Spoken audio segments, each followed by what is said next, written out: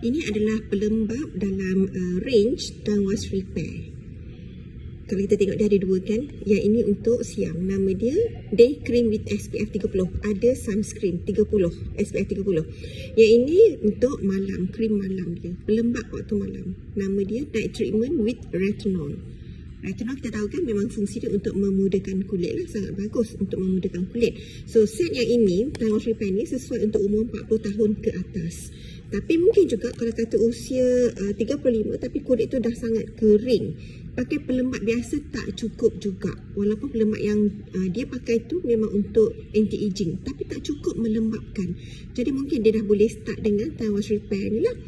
So cuba kita tengok macam mana packaging dia. Dalam dia macam ni. So bila kita nak guna, kita picitkan, guna dua jari, picit sampai habis.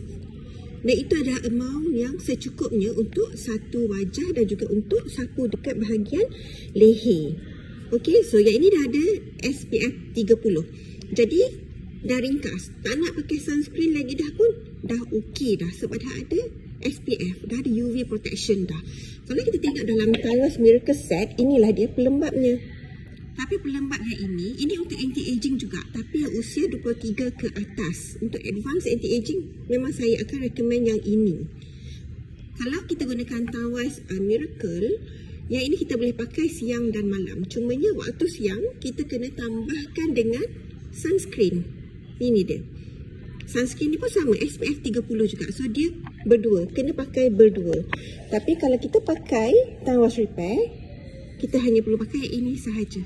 Dah mencukupi.